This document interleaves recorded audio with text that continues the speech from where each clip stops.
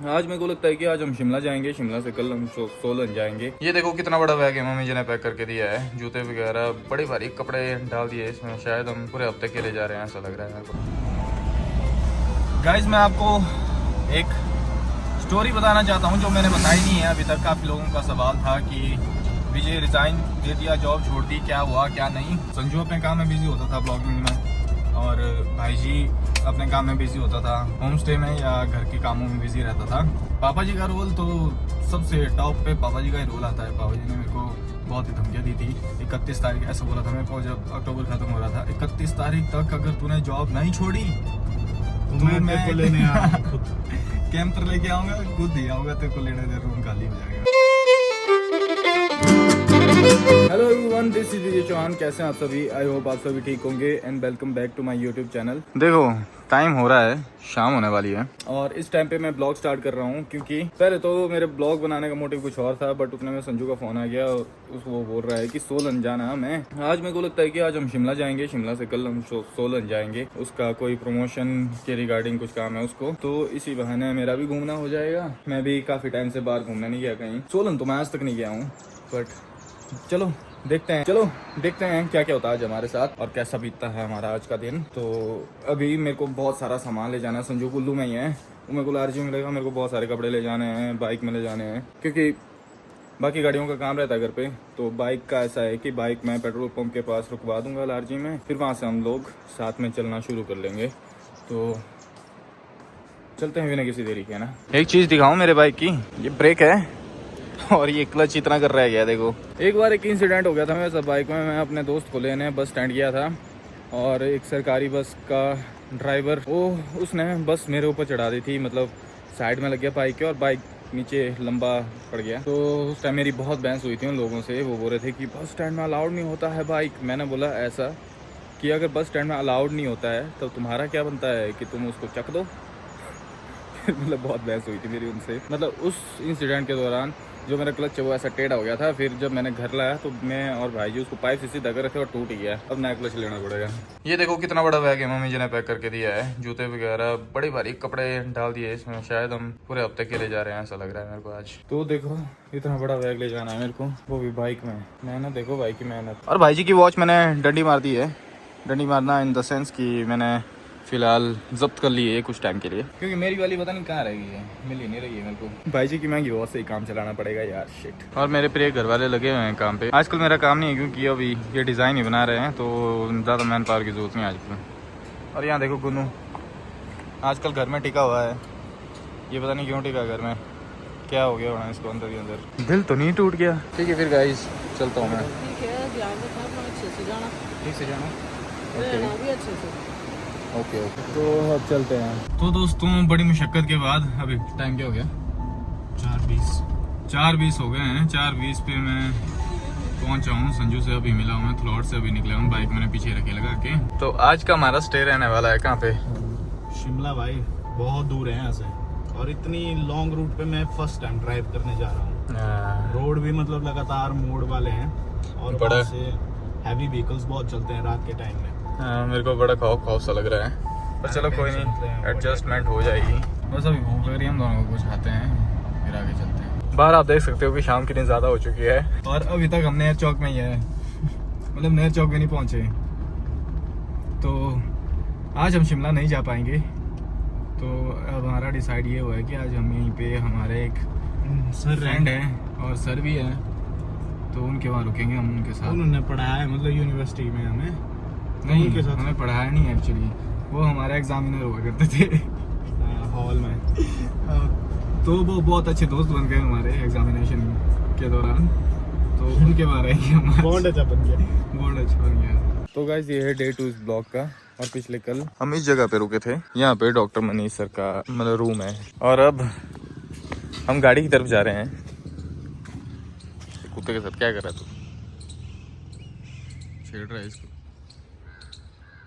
गाड़ी यहाँ पे पार्किंग में लगा रखी थी, फिर उसके बाद ही हम निकल पाएंगे सीधा शिमला की तरफ। फाइनली गाड़ी के पास पहुँच चुके हैं। अब बहुत लंबी जर्नी है, जर्नी के टाइम हम कुछ बातें भी करेंगे और आज दिल की बातें करेंगे दोनों भाई। दिल की बातें करेंगे दोनों, खाड़ा खुड़ा खाते हुए। आज मैं बिजू भाई को बता ही दूंगा मेरी प्रॉब्लम क्या है। इससे मेरे को दिक्कत क्या है कर ही दूंगा भाई इससे बात। चलो संजू की ड्राइविंग पे मेरे को बहुत भरोसा है, बीच बीच में मेरी मुट्ठी फट जाती है। जर्नी 4 लेन से हमारी शुरू हो चुकी है और अब हम बिना रुके बिलासपुर पहुंचेंगे। नहीं, पहले सुंदरनगर पहुंचेंगे, फिर उसके बिलासपुर पहुंचेंगे। बिलासपुर के बाद हम शिमला या तो कहीं और शिमला पहुंचेंगे या तो कहीं और पहुंचेंगे। बिलासपुर में हमने सोचा है बिलासपुर में डिसाइड करेंगे कि जाना कहाँ से है। कहीं ऐसा हो कि बिलासपुर से एक ही रास्ता हो, फिर जाएंगे शिमला ही। चलो देखते हैं क्या बनता है। कब से ब्रेकफास्ट नहीं हमने किया, बहुत ज़्यादा भूख लग रही है और ये संजय चौहान रोक नहीं रहे हैं गाड़ी, इनको मज़ा आ रहा है चलाने का।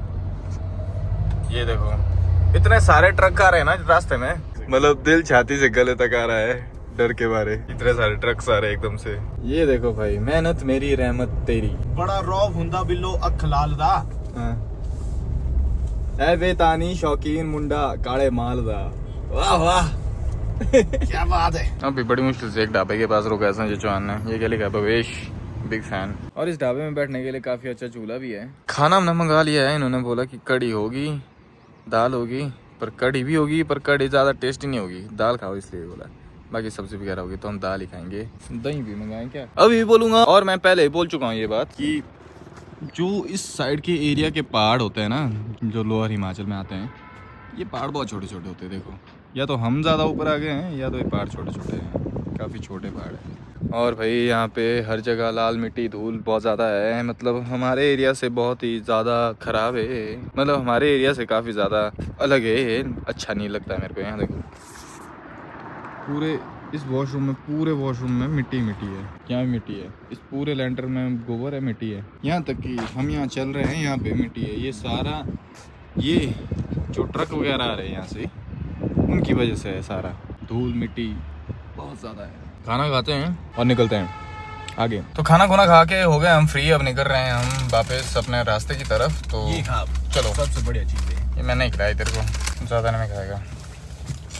गाइज मैं आपको एक स्टोरी बताना चाहता हूँ जो मैंने बताई नहीं है अभी तक। काफ़ी लोगों का सवाल था कि विजय रिज़ाइन दे दिया, जॉब छोड़ दी, क्या हुआ क्या नहीं, तो उसके रिगार्डिंग मैं सोच रहा हूँ आज बात कर ही लेते हैं।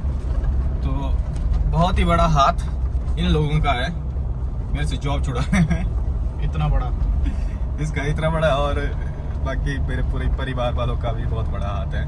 तो काफ़ी टाइम से ऐसा हो रहा था कि मैं जैसे रेगुलर जॉब जा रहा था, पर जो हम अपनी कंपनी स्टार्ट करने वाले हैं की आचार वाली, उस पे प्रोग्रेस नहीं कर पा रहे थे हम। संजू अपने काम में बिजी होता था ब्लॉगिंग में, और भाई जी अपने काम में बिजी होता था, होम स्टे में या घर के कामों में बिजी रहता था। तो डॉक्यूमेंटेशन धीरे धीरे हो रही थी, बहुत ही स्लो चल रही थी। तो मैंने सोचा था जॉब के साथ साथ करूँगा मैं, तो जॉब के साथ साथ ही कर रहा हूँ मैं। अभी हूँ मैं जॉब में, अभी मैंने कम्प्लीटली रिज़ाइन नहीं दिया है, उस पर भी एक लफड़ा चला हुआ है, तो कुछ टाइम में हो जाएगा वो भी। तो फिर संजू ने मेरे को फ़ोन किया, इसने मेरे को मोटिवेट किया काफ़ी ज़्यादा कि देख बोला बिजू, ना तू ब्लॉग बना पा रहा है, ना तू ये कर रहा है, ना वो कर रहा है, और घर आ जा, घर पे ये वाला बिजनेस संभालना है, इसके लिए ज़रूरत पड़नी थी तेरी। वो बात है, तेरे बिना नहीं हो पाना था ना। हाँ, और तब से डॉक्यूमेंटेशन वगैरह हमारी कंप्लीट हो चुकी है। और इसके आने के बाद से सारे जितने भी डॉक्यूमेंटेशन का काम था उसकी स्पीड बढ़ गई, और अब ऑलमोस्ट कंप्लीट है। सिर्फ वेबसाइट का काम रहता है, वो और तो चलो जो जिनसे बनवा रहे हैं वो अपने हिसाब से लगे हुए हैं उसमें। बाकी जो लेबलिंग वगैरह का जितना भी काम था वो सारा इसने कर दिया कंप्लीट, रिजू भाई ने। तो यही है, और इस बिजनेस में स्कोप है क्योंकि हमारे घी की डिमांड बहुत है। लैब रिपोर्ट के बारे में बताएं इनको।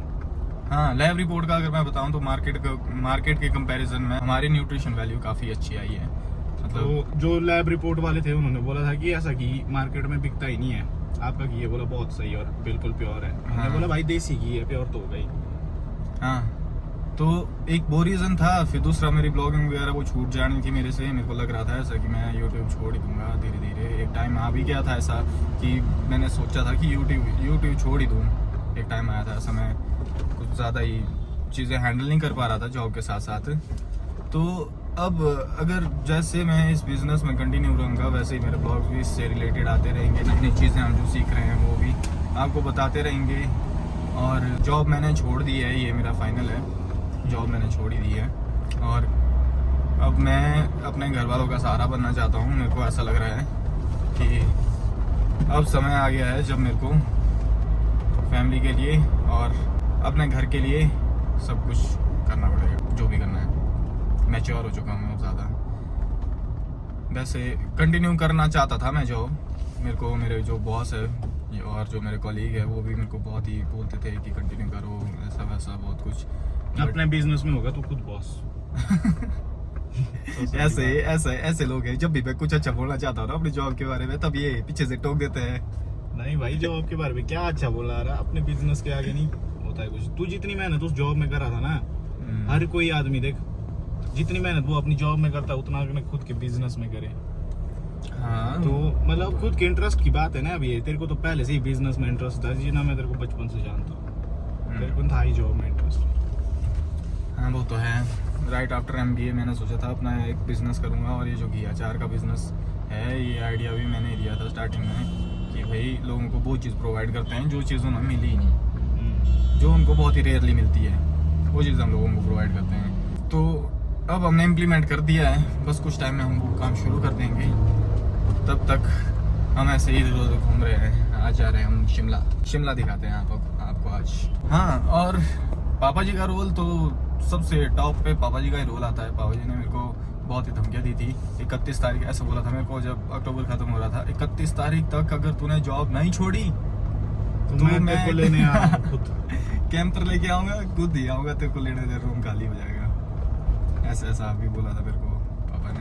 तो ठीक है, जहाँ पे मतलब भाई जी ने मेरे को ऐसा बोला था कि अगर ऐसा है कि तेरे जितनी सैलरी तेरे को बांध दे रहे हैं उसी सैलरी में हमारे को कोई और बंदा यहाँ पे मैनेजर रखना पड़ेगा जो मैनेज करे चीज़ों को, तो क्या फ़ायदा है ना।